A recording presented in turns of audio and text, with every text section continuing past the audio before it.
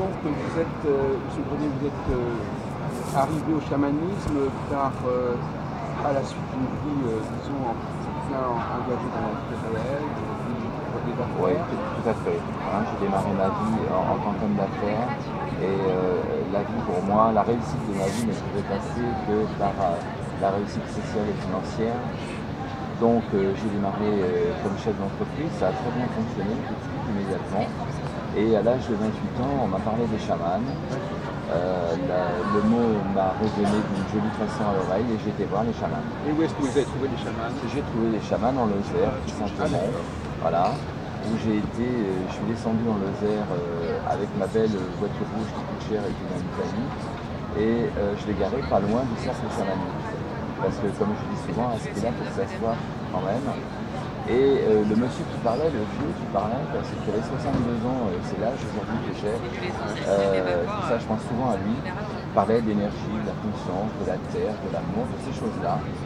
Et pour moi, c'est un vocabulaire que je ne connaissais pas du tout et qui m'a parlé immédiatement. C'est-à-dire que j'ai validé tout ce qu'il disait, je le validais au fur et à mesure. Et j'ai eu cette prise de conscience relativement violente à ce moment-là, en regardant la voiture rouge qui était garée pas loin, de me dire, mais moi je fais partie de ce monde-là, et je me suis trompé de chemin. Parce que le vrai monde intéressant, nourrissant pour moi, c'est le monde de cet homme-là. Et là, j'ai basculé dans une forme d'énorme hésitation à quel chemin prendre. Et j'ai pas pu choisir. Donc je me suis initié au chamanisme tout en continuant à être l'homme d'affaires. Donc j'ai suivi 4 années d'initiation au chamanisme. Je suis devenu, je dirais, une forme d'instructeur dans les derniers temps. Et j'ai abandonné à l'âge de 32 ans pour me consacrer à mon entreprise parce que je ne voyais pas comment pouvoir convertir ma vie. Jouer du tambour en forêt, c'est sympa, mais ça n'était pas forcément son homme. Et je ne voyais pas comment switcher sur quelque chose de plus sérieux que ça. Et à l'âge de 39 ans, j'ai fait un burn-out très conséquent, dû au surmenage, une histoire d'amour qui ne se positionnait pas comme il fallait, beaucoup de problèmes d'argent parce que je jonglais avec l'argent. J'avais plusieurs entreprises à ce moment-là. Et j'étais toujours ce chaman, souffreteuse, cet accompagnant qui ne peut pas accompagner. Et voilà, j'ai explosé en vol, comme on dit. Je me suis retrouvé, je me suis fait volontairement enfermé dans une maison de santé. Quand j'en suis sorti, j'étais très abîmé. Je ne suis jamais retourné vers ma vie d'avant. J'ai travaillé le détachement absolu puisque j'étais SDF à peu près 18 mois. Et pendant ce trajet d'SDF, j'étais surtout un voyageur. J'ai voyagé, j'ai été voir des guérisseurs, des magnétiseurs, des radiesthésistes, etc. et d'autres chamans. Et j'ai appris et je me suis davantage ancré parce que le burn-out m'a simplement permis de comprendre qui j'étais et à donner, j'ai pu voir enfin le sens de ma vie. Et quand je suis revenu parmi nous, j'étais guérisseur et j'étais en paix avec ça. Ça fait 20 ans que vous êtes à peu près dans le schéma actuel. Oui, tout à fait. Et ça a toujours été un chemin couvert de pétales de rose. Oui. Mais alors donc finalement, on a l'impression que ce mot chaman a une résonance en vous quand vous l'avez entendu, parce que c'est toujours curieux, on est attiré par quelque chose qu'on ne connaît pas. Je pense, oui, tout à fait. Je pense que les guides qui m'accompagnaient, j'en avais pas du tout connaissance à ce moment-là, mais je pense que mon âme, les guides, etc., ont installé cette résonance avec ce mot-là. Et du reste, je suis souvent déterminé encore aujourd'hui comme chaman urbain. C'est-à-dire que chaman urbain, voilà ce que j'ai entendu. Voilà, j'ai modernisé, conceptualisé, urbanisé, contemporanisé mon chamanisme empirique. Je lui ai rajouté des outils énergétiques et autres outils. Et puis il y a eu cette prise de conscience quantique qui a rajouté ce travail global que je réalise maintenant. Justement, je voulais, en quelques minutes, est-ce que vous pouvez nous expliquer cette espèce de rapprochement entre le quantique, le spirituel, pourquoi est-ce qu'on emploie cette expression d'abord? C'est très récent pour moi cette prise de conscience du quantique qui rejoint le chamanisme, parce que je suis dans l'écriture d'un travail sur le quantique. Et je me suis aperçu que le vocabulaire quantique qu'on emploie aujourd'hui reprenait simplement les pas, les traces du vocabulaire chamanique. On n'emploie pas les mêmes mots, mais on parle de la même chose. Il y a une analogie. Complètement. Et c'est ça qui m'a interpellé, parce que j'avais l'impression de fermer une boucle, de fermer un cercle. C'est-à-dire que dans le quantique, en approfondissant le travail quantique et le vocabulaire quantique, je retrouve les racines chamaniques. Et on pourrait jouer sur le mot, le quantique des quantiques. Complètement, complètement. Et donc, en ce moment, je travaille sur un séminaire et l'organisation de différents soins et passages. Le passage, c'est un petit peu ce qu'on emploie en chamanisme, certains rituels de passage, etc., mais qui vont être l'art quantique. Alors qu'est-ce que c'est finalement être chaman? Qu'est-ce qu'on est supposé être quand on dit Vous savez, qu'on est chaman? Ça veut le dire mot quoi? Ça veut dire chaman, guide, ça veut dire quoi? chaman, ça veut dire l'homme qui sait. L'homme qui Ça sait. veut dire qu'on peut être une forme de guide en restant vraiment très modeste dans la résonance du mot. On peut être un guide ponctuel. Un initiateur. Ouais. Un éveilleur, un accompagnant, un facilitateur. Voilà, pour moi c'est plus ça. Mais est-ce qu'il y a un savoir particulier ou c'est plutôt une façon d'être C'est souvent un chemin qui va occuper l'intégralité de l'incarnation de la personne. Être chaman, c'est être sur un chemin. En même temps, c'est avoir compris qu'on peut faire ce qu'on veut avec notre mental conscient ou non conscient. C'est savoir installer la transe pour atteindre d'autres réseaux d'information. La transe aussi bien pour soi qu'accompagner quelqu'un, un consultant, un patient, dans cette transe pour accéder à certaines informations non accessibles sans la transe. Alors est-ce que souvent c'est associé à l'idée de prendre certains produits pour arriver à cet niveau-là? Oui, bien sûr, j'ai essayé évidemment tout ça, que ce soit l'ayahuasca, l'ivoga ou autre, mais en fin de compte, on s'aperçoit qu'ici en Europe, on n'a pas besoin du tout de ça pour installer un état de conscience modifié. Pour sa Castaneda. Voilà, on peut avoir cet état de conscience modifié simplement par une bonne guidance verbale, Oui. Il m'arrive parfois d'utiliser mon tambour ou certaines sonorités, ou simplement le sommeil magnétique. Le sommeil magnétique installe la transe. Qu'est-ce que c'est le sommeil magnétique? Le sommeil magnétique, c'était cet état de descente en alpha du patient qui est allongé sur la table ou même assis sur une chaise, du reste, qu'on va installer dans un état magnétique. On va travailler en magnétisme sur lui. Ce magnétisme va l'aider à descendre en fréquence. Si on installe un fréquence-mètre sur sa tête, on va voir que de 15 à 30 Hz, il va descendre à la moitié. De 7 à 15 Hz, il n'est plus en onde bêta, il est en onde alpha. En onde alpha, voire θ, même plus bas, il va commencer à avoir des niveaux de conscience très différents. Si j'accompagne cette personne dans une régression de vie antérieure, il est en alpha et il est en θ aussi, puisqu'il arrive à voir. Donc il y a des moyens de contrôle, il y a des outils de contrôle. Complètement. Donc ça renvoie un peu quand même à votre côté un peu concret, vous aimez bien savoir ce que ça donne. Je suis resté tout à fait, j'utilise tout à fait mon vecteur spirituel en restant tout à fait cartésien. Oui, il faut mesurer ce qu'on dit, il faut prouver ce qu'on dit et il y a des résultats. Voilà, complètement. Là, vous êtes un homme de résultats. Voilà, pour moi, seul le résultat compte. Oui. Et j'ai ce retour par les patients. Parce que si ça dure depuis 20 ans comme ça, c'est bien qu'effectivement il se passe quelque chose. Sinon, il y a longtemps que je serais retourné contre l'ego. Qu'est-ce que vous pensez du mot sophrologie? Est-ce que c'est un mot qui vous convient? C'est un mot qui me convient. J'ai suivi des études, une formation de sophrologie. Je suis entre autres sophrologue, on pourrait le dire comme ça. Parce qu'il y a des choses Mais je ne suis pas un sophrologue qui utilise la sophrologie en tant qu'outil principal. La sophrologie peut aider la personne à installer une rotation de conscience et à atteindre cet état justement alpha. Justement, quand même, je vois l'expression transmission de connaissances. Oui. Dans quel sens il faut prendre le mot connaissance? Dans le sens des connaissances que j'ai pu valider, dans le sens de ce que j'ai pu apprendre, de ce que j'ai pu comprendre, et des connaissances que je vais récolter chez mes collègues contemporains. Et cet ensemble-là, j'essaie de le transmettre au mieux possible aux gens qui sont en demande. Alors, qu'est-ce que vous pensez, enfin, en petite parenthèse, qu'est-ce que vous pensez d'utiliser par exemple des supports divinatoires pour avoir des éclairages? Je ne suis pas contre du tout. On est toujours dans cet état de transe, puisque les supports sont utilisés dans un état de transe. La voyante s'installe dans un certain état, un état réflexe qui est très, très facile quand on est entraîné, qui est très facile d'accès. Comme moi, quand je prends mon pendule, dès l'instant que j'ai mon pendule en main, je descends en état vibratoire différent. Donc je fais exactement comme la voyante. et pourquoi pas utiliser des cartes, des oracles. Ça va à chaque fois être utilisé comme un support de lecture. Oui. Et les guides, alors quand vous parlez des guides, c'est des guides qui seraient dans une autre dimension. Dans une autre dimension, on pourrait parler, si on revenait à un vocabulaire chamanique, du monde d'en haut.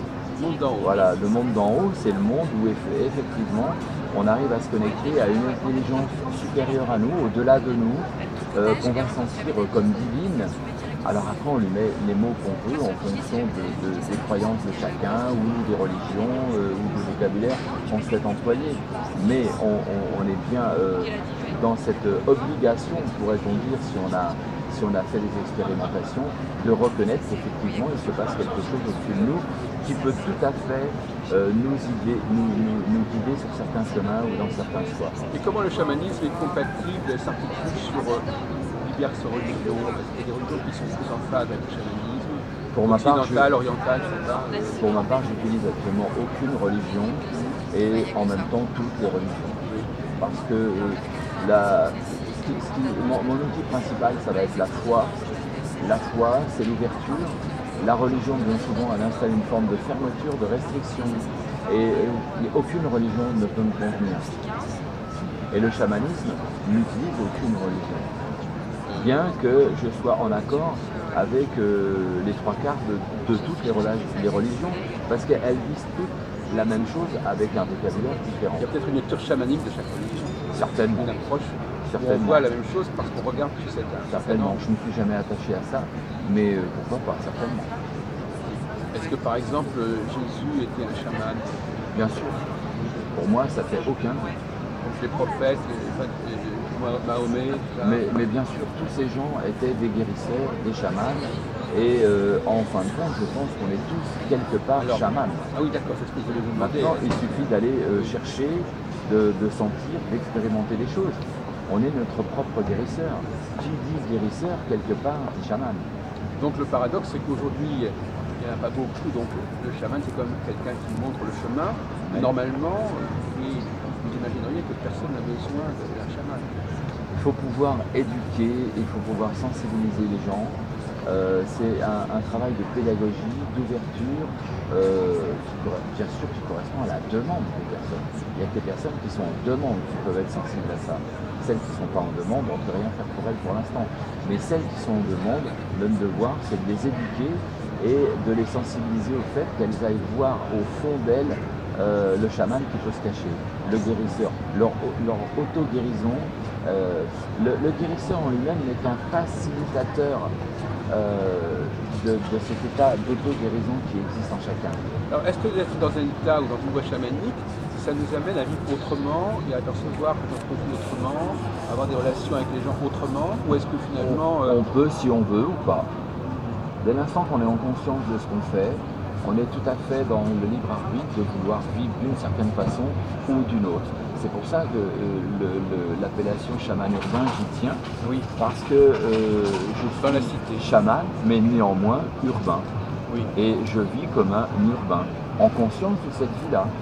On pourrait par exemple être, pour dans votre cas, on pourrait être à la fois homme d'affaires et chaman. Pourquoi pas? Une fois qu'on a bien intégré tout ça. Bien sûr. Hein, comme je dis souvent en plaisantant, je suis le chaman des champs qui est devenu chaman des villes. Oui. Mais demain, je peux retourner dans les champs. Oui. Et si je me retrouve du reste de temps en temps dans les champs, je vais m'intégrer à la nature qui est autour de moi et je serai plus évidemment un chaman des champs à ce moment-là. Comme les moines qui sont dans les monastères ou ceux qui sont dans la vie. Complètement. J'ai trouvé que mon rôle à jouer, là, dans cette incarnation, n'était pas dans les champs, n'était pas dans la forêt, mais de venir en ville. Parce que c'est là que je trouvais la résonance, c'est là qu'il y avait beaucoup de mes sœurs et frères humains qui étaient en demande d'aide. Alors justement, vous dites mes sœurs et frères humains, nous, sur notre chaîne, on pose parfois la question, faites-vous la différence entre un homme et une femme? Est-ce que par exemple les femmes et les hommes ont un rapport différent à cette idée de chaman, à ce rôle de chaman? Il y aura toujours une différence entre un homme et une femme, bien qu'on le sait, on est tous et hommes et femmes. Oui. On pourrait dire avec beaucoup de guillemets autour que par hasard dans cette incarnation-là, je suis un homme, vous aussi, mais peut-être que précédemment on était une femme. En tout cas, on a une part de féminin qui est indéniable en nous. Aujourd'hui, apparemment homme, mais du reste, en tant qu'homme, on est très encouragé à utiliser notre part féminine qui va nous installer cette sensibilité et cette créativité. Donc il y aura toujours une différence entre la femme et l'homme, mais qui reste relative. Alors, je vais vous poser une question. Bon, je ne sais pas si ça va pas vous embarrasser, mais qu'est-ce que vous définissez? Parce que parfois on emploie des mots, on ne sait pas toujours ce qu'il y a derrière. Est-ce que vous pouvez faire l'effort de nous dire qu'est-ce que c'est pour vous le féminin ou le masculin? Le féminin et le masculin, dans un premier temps, ça va être déjà l'apparence corporelle, la mécanique corporelle, et ensuite ça va être un état d'âme surtout, un état plutôt yang dans cette personne qui va vouloir être masculin, mais qu'on peut retrouver chez une femme. Oui. Non, mais justement, ou le contraire. Et quel est le contenu de ce yang et de ce yin, quel que ce soit chez un homme ou chez une femme? C'est toujours quelque chose qui vient en complémentarité d'autre chose de toute façon. On est d'accord que mon point, quand il avance comme ça, l'extérieur yang ne peut exister que par l'intérieur yin qui le pousse. L'un sans l'autre, c'est pas possible. Oui. Et on est tous comme ça, ce féminin et ce masculin. Et on peut jouer avec. On peut jouer avec.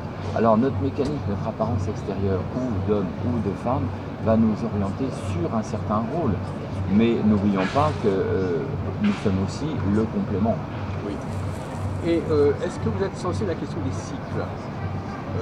Bon, moi j'appartiens à une école plutôt qui travaille sur les cycles. Est-ce que c'est important est-ce que vous avez l'impression qu'on passe par des cycles, même des cycles relativement courts? Est-ce qu'il y a un rapport au temps qui peut évoluer? Je pense que c'est indéniable, on fait que l'observer constamment. On est sans arrêt dans des cycles, des micro-cycles et des grands cycles. On peut avoir des micro-cycles de quelques secondes, ou minutes, ou heures, ou jours, ou des cycles d'années. Oui. Mais effectivement, on voit, la vie est un mouvement, et je pense que vraiment cette idée de cycle et de mouvement, comme des tours de roue, comme des tours de roue, on emploie souvent le mot boucler. J'ai bouclé, j'ai fermé la boucle. Je pense que oui, tout à fait. Nous sommes dans des cycles plus ou moins en bonne relation avec les cycles terrestres et de l'univers. Quand on arrive à être synchro avec les cycles terrestres et de l'univers, on est très aidé. Alors, c'est pas facile. C'est pas facile. Parce que pour être synchro avec ces cycles, il faut être dans un certain état. La fameuse fréquence de Schumann, où on est environ à 7-8 Hz, en correspondance avec la vibration terrestre, c'est quand même une fréquence qui est spécifique à la méditation, à la contemplation. On ne peut pas toujours être dans cette fréquence. Oui, c'est ça. Donc, il y a des moments où on est tout à fait. On n'est pas en pleine possession de son énergie, en quelque sorte. Donc, il y a une sorte d'utilisation. Enfin, les gens savent que revenir. Des moments, par exemple, où je dis que là, je suis en train de ne plus avoir tout à fait mon potentiel. Bien sûr, bien sûr. Il y a les fins de cycle, il y a les débuts de cycle, il y a les cycles que, entre guillemets, on peut louper. Parfois, vous êtes sur le quai de la gare, le train rentre en gare, mais vous ne montez pas dans le train. Oui. Bon, il part. Il faudra attendre le prochain train, le prochain cycle. Oui. Souvent qui correspond à un karma. Vous avez posé des actes qui vont installer des conséquences. Ça peut s'inscrire dans un cycle aussi, ça. Mais encore une fois, si quelqu'un vous demandait comme ça naïvement, au cours d'un cycle, quels sont les changements qui peuvent se produire? Est-ce qu'il y a un temps A et un temps B, par exemple? Comme vous parlez de yin et yang, est-ce qu'il y a un moment dans la vie où on est plutôt dans le yang, dans le yin? Je pense que certainement qu'il y a des influences comme ça. Voilà, mais il y a tellement d'influences qui peuvent jouer. Oui. Il y a la mission qu'on va avoir, il y a les guides qui nous accompagnent, il y a les correspondances avec les cycles lunaires, les cycles des planètes. Oui. C'est très complexe. Oui, c'est très complexe. C'est un peu embêtant. Quand c'est trop complexe, quelque part, les gens ils ont du mal à s'y retrouver. On a du mal à s'y retrouver. C'est pour ça qu'il faut essayer d'être dans le présent au mieux possible, d'être en conscience le mieux possible. Empiriquement, de pas s'éparpiller. De sentir les choses. Pas s'éparpiller. Si on s'éparpille trop, qu'on veut avoir trop de la connaissance des différents paramètres, en général, je pense qu'on se perd. Alors, on revenons sur vos dossiers initiation à la pratique du pendule et art divinatoires, initiation à la pratique vibratoire, excusez-moi. C'est la radiesthésie. C'est un lapsus. C'est la radiesthésie. Oui. Art vibratoire, c'est joli d'ailleurs. Je suis... Vous avez un certain sens des mots qui est intéressant. Bah, les mots, faut les respecter. Et puis ils ont une musique, ils ont un Oui. intérêt qui peut être évident. Oui. Donc vous avez découvert, à quel moment avez-vous découvert dans votre itinéraire ces processus? C'était donné tout de suite ou ça? Le vibratoire que j'ai découvert avec le chaman, j'ai compris tout de suite que tout était vibratoire. Le monde qui nous entoure, nous sommes aussi une entité vibratoire. Ensuite, je me suis attaché à la connaissance de la radiesthésie. Et là, j'ai compris que j'étais en plein, effectivement, dans un univers vibratoire que je pouvais consulter, mesurer. Voilà, on est toujours dans la mesure. Voilà, je pouvais utiliser la radiesthésie comme un outil d'expérimentation, un outil de recherche. Est-ce qu'il faut être particulièrement doué pour utiliser le pendule? Il faut s'y intéresser. Le mot doué va être inhérent au travail, à l'entraînement qu'on va mettre dessus. Mais alors, je voudrais revenir un peu sur cette rencontre avec les chamans. Qu'est-ce qu'ils vous ont dit, ces chamans? Quelles sont les paroles qu'ils ont tenues, qui sont éveillées? Ce serait très difficile. C'est un peu ancien, mais voilà, c'est un peu ancien.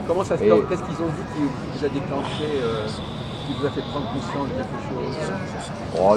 Même vous le feriez à votre tour. Oui, avec un échange très bref avec le chaman en question qui menait le cercle chamanique. Très rapidement, il m'a dit, mais tu es chaman. Ça m'a fait sourire. Parce que... Et en même temps, j'avais envie de le croire. Et je pense que je le croyais vraiment. Oui. Mais vous saviez ce que ça voulait dire? Non. Et non, justement. Mais ça me plaisait bien. Et je venais de l'écouter parler pendant 1 heure. Et le fait qu'il me dise que j'étais chaman, ça a installé un pont entre lui et moi qui flattait certainement mon ego à ce moment-là, mais pas que l'ego. Je me rendais compte qu'au-delà de l'ego qui m'accompagnait tout le temps, en général, principalement, il touchait autre chose. Mais quand il dit que tu es chaman, ça veut dire que tout le monde n'est pas chaman quelque part. Moi, il n'aurait pas spécialement indiqué. Tout le monde n'est pas mûr et prêt. Oui. Donc quand il dit que tu es chaman, ça veut dire que tu es prêt en fait. Je suis prêt. Tu es en état chamanique. Oui. C'est le fruit sur l'arbre qui est mûr. Et il l'a dit simplement en vous voyant ou en vous écoutant en me regardant. Il parlait et souvent il me prenait à témoin, il me regardait. Il voyait l'intérêt que je pouvais avoir et l'état de transe naturelle qui s'était installé. J'étais vraiment en résonance, en syntonie avec lui. Et donc si on reprend votre histoire avec vos péripéties, est-ce que vous avez toujours gardé quelque chose de chamanique, même quand vous étiez un petit peu en recherche Parfois non, je m'en suis éloigné totalement. Peut-être pour voir ce que ça fait, pour aller voir de l'autre côté du miroir. Et systématiquement, j'y suis toujours revenu. Oui. Parce qu'il y avait un manque évident. Et quand vous étiez instructeur, vous avez dit que vous étiez un moment donné instructeur. Instructeur dans le sens où je recevais des gens qui étaient en demande de cette connaissance chamanique. Alors, est-ce que ce statut d'instructeur, vous l'avez, il s'est prolongé ou est-ce que Non, il est resté... À un moment donné, ça n'était plus possible? Il est resté que dans les 4 années où j'étais vraiment dans ce cercle chamanique. Ensuite, c'est moi qui ai arrêté parce que je ne pouvais pas mener les 2 vies en même temps. C'était vraiment incompatible à votre avis? C'était un choix à ce moment-là. C'était un choix. Je ne pouvais plus être disponible à ce point pour le cercle chamanique et à ce point aussi dans mon entreprise. Donc j'ai choisi l'entreprise à ce moment-là. Alors le magnétisme, c'est autre chose, le magnétisme encore. Par extension. Est-ce que ça renvoie à la guérison par exemple? Par extension, le magnétisme. L'énergétique. Oui, on est en plein dans l'énergétique. Et le magnétisme a été la déclinaison du soin chamanique. Dans le soin chamanique, il y a beaucoup de magnétisme. Donc par définition, en étant initié au chamanisme, j'ai été initié au magnétisme très empirique, que j'ai été travailler auprès de nombreux magnétiseurs en France et à l'étranger pour installer des techniques, quelque chose qui me permet maintenant de l'enseigner d'une façon organisée et structurée. Donc pour conclure notre entretien, je voudrais revenir sur cet état, parce que finalement on a l'impression quand même que être chaman, ça implique un certain nombre de choses, un certain nombre de savoirs, un certain nombre de méthodes, un certain nombre de pratiques. Qui font partie intégrante du je dirais oui, comme la radiesthésie, comme le magnétisme. C'est normal, un chaman, c'est normal qu'il fasse ça. Oui, ça fait partie de son il y a une structure, il y a une déontologie, il y a le respect de certaines choses. Donc on peut être chaman naturellement, mais il est très intéressant d'être formé, structuré à différentes choses. Et par exemple, la notion de pendule, ça peut être aussi une baguette de sorcier, je suppose. Tout à fait. Dans d'autres pays où il n'y a pas de pendule, Tout à fait. je sais pas. Les baguettes, les Radmaster, les baguettes parallèles, les baguettes de sourcier, etc. Alors pour être dans le plus concret, qu'est-ce qu'on peut... on va rester dans le domaine un petit peu divinatoire. C'est-à-dire, le pendule, ça nous permet de savoir des choses sur nous, sur le monde, sur Ça nous permet c'est un outil d'investigation qui va nous permettre de répondre à tout ce qu'on ne peut pas obtenir comme réponse par d'autres moyens. Dès l'instant qu'on a plus de moyens de répondre, c'est la dernière ressource, il ne nous reste recours. que la radiesthésie. Oui. Une fuite de gaz quelque part que l'entreprise de gaz n'arrive pas à trouver, on va finir par appeler un radiesthésiste. Ah oui, on est dans la géobiologie un petit peu. On est dans la géobio, on est dans la recherche de personnes, on est dans le testing, et ça touche énormément de domaines. En effet, alors donc on peut... L'archéologie, les recherches d'eau, les recherches de pétrole et autres minéraux, ou des recherches de personnes disparues. Matériaux, recherche de personnes disparues, d'objets disparus. C'est que la police fait parfois appel à des radiesthésistes, des radioniques. Donc, mais on peut aussi demander des choses personnelles. Tout à fait, bien sûr. À ce moment-là, ça ferait appel à des guides qui savent des choses sur notre avenir, ou comment ça se passe. C'est un peu plus complexe que ça, mais on va être dans un état vibratoire réflexe. Ou alors communique avec un autre dimension de soi-même. Oui, tout à fait. On peut le dire comme ça. On va toucher, dans la radiesthésie, il y a beaucoup d'intuition. Donc il y a beaucoup d'au-delà de nous. Oui. On est en relation étroite avec nos guides, avec notre âme. Le moi supérieur, complètement. De soi. Oui, complètement. Donc on ne fait parfois que communiquer avec soi-même, D'une certaine façon, oui, puisque de toute façon, la réponse vient de nous-mêmes. Le pendule ou les baguettes ne font que traduire les micro-contractions musculaires internes au corps. Donc le pendule avant nous, c'est nous. À propos de baguettes, est-ce que vous êtes intéressé par le yiking? Je ne m'y suis pas attaché parce que je n'ai pas le temps de m'attacher à tout, mais c'est quelque chose qui me plairait beaucoup d'approfondir. Oui, mais je ne connais pas. Oui. D'accord. Écoutez, je ne veux pas abuser davantage de votre temps. Merci de votre accueil. Merci à vous. Et de vos éclaircissements. Merci. Je vous en prie, merci beaucoup. Bonne fin de dimanche.